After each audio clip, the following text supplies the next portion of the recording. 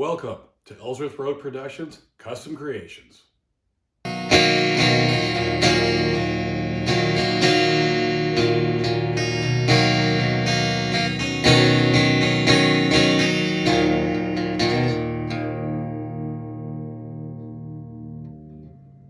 Joel here decided I'd take a step out from behind the lens and the keyboard, show you a few projects I've been working on. And right now I'm putting the finishing touches on what is really my third cigar box style project. I named this one the Weed Falcon. You'll see why after a bit. Can I give you a quick overview using P symbols as a sound hole and some, basically all three sound holes. This is a nice little neck plate for it. I don't know how well that's going to show up. Try that.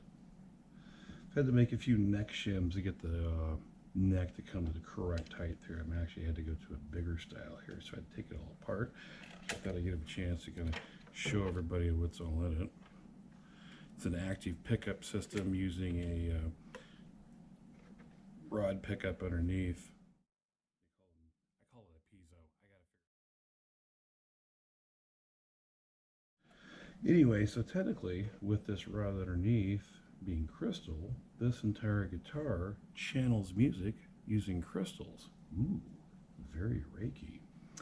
I've got a few more changes I got to make to this thing. I was going to leave it where the box was going to stay open, but I discovered that just really created quite a weak point. So what I decided to do is I've added a few little extra blocks for strength, a couple little spacers here for the little gap I have, and I'm actually going to have to screw this lid down in order to get it to stay in tune properly when you're playing it. Elsewise, what happens is when you move your body in the guitar, the motion between these two sort of acts as a bit of a tremolo effect. So instead of a whammy pedal, you have sort of a body pedal. It's kind of funny. So the next step will be drilling these holes and then getting this all back together, putting the shim in place, and then see if I got the right neck height.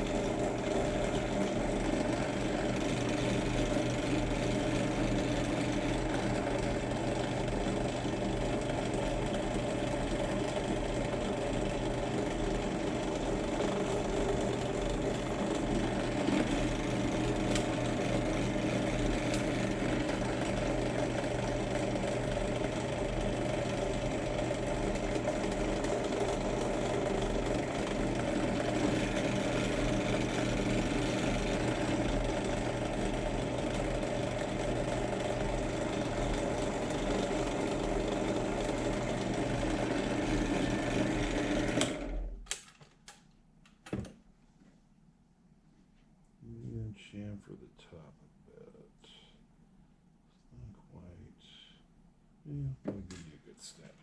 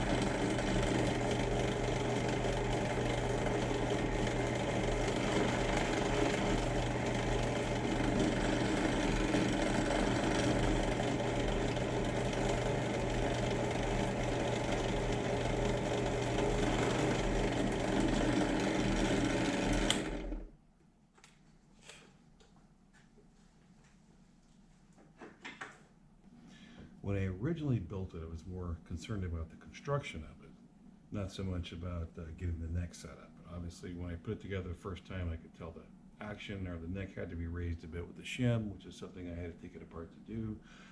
Why I had it apart, I decided, well, it's time to do some fretwork on this thing because I could tell it sorely needed it. So, taking a good look at this neck, this is actually one that I bought off of Amazon. It's from a distributor that's on there with this type of neck quite a bit. Fretwork's pretty much rubbish. Very uneven, a lot of low, a lot of high frets. It took so much beam leveling that it basically, the frets looked like railroad tracks by the time I was done.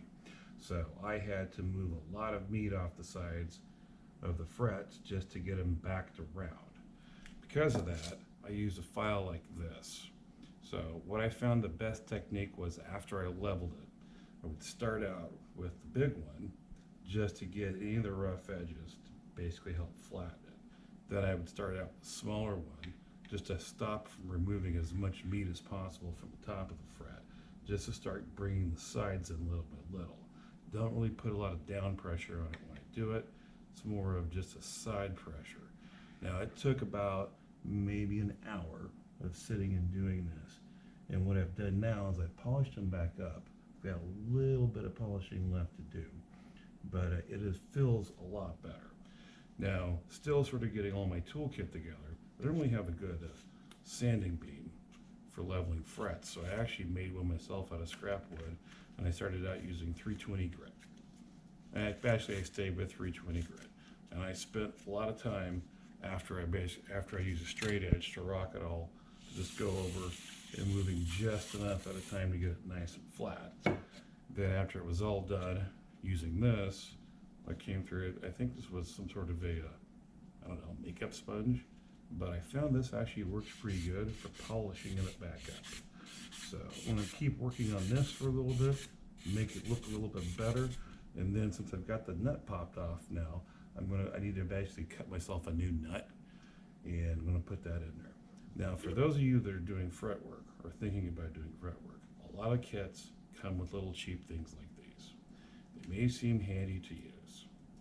Really, they're going to take you more time. It is best if you just tape off the entire board because you're going to be here a long time.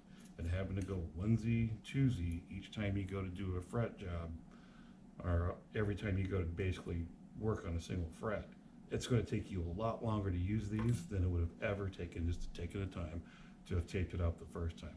Also, you're protecting this board from all the work that's happening.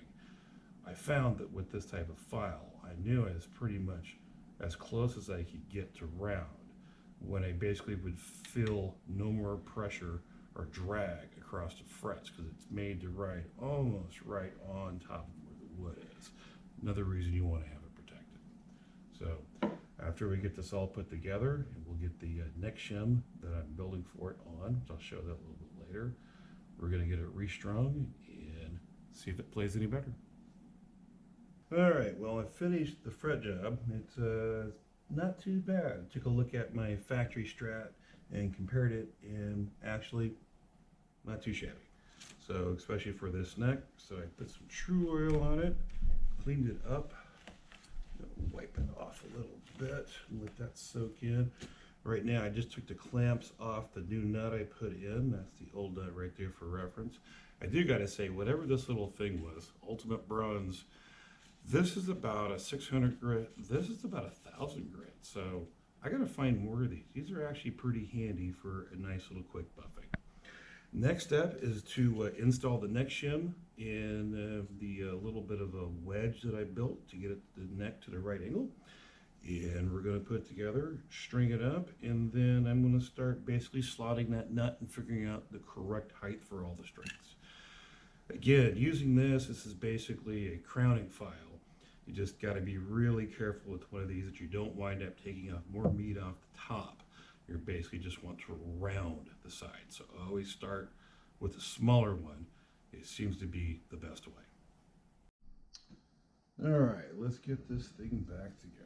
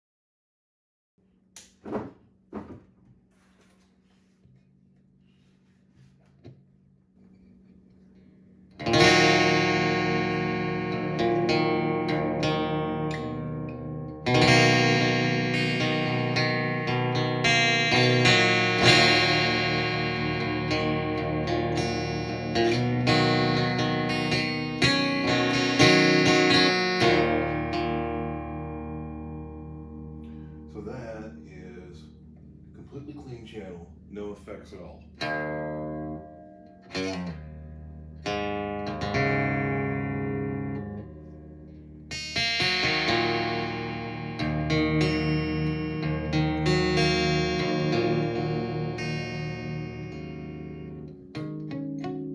Harmonics sound pretty good.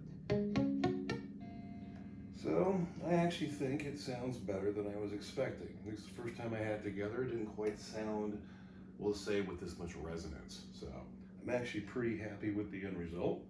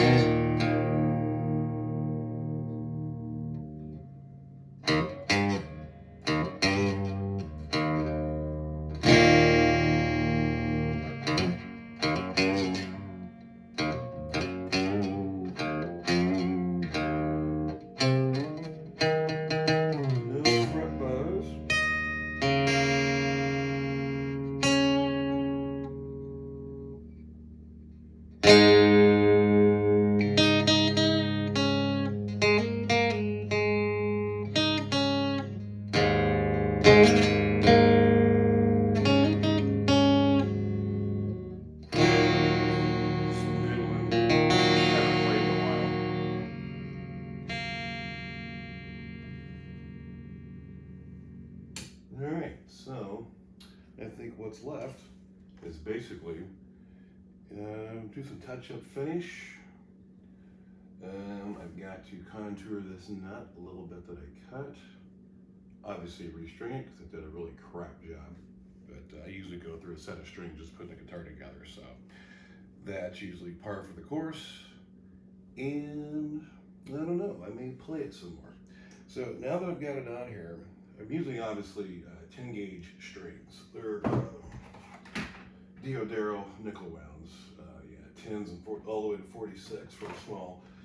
Epiphany came to me, I really do not have to use metal strings on this because I got a Piezo pickup. I basically can use nylon strings, or I could use, what do you call them, the acoustic electric strings, basically the phosphor bronze.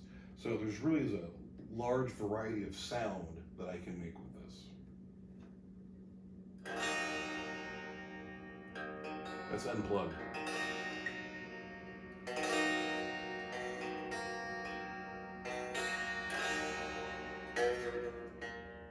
Oh yeah, one little note. When you go with this kind of a strap, you kind of get a different take on the whole piece symbol. Now you know why I call it the Weed Falcon.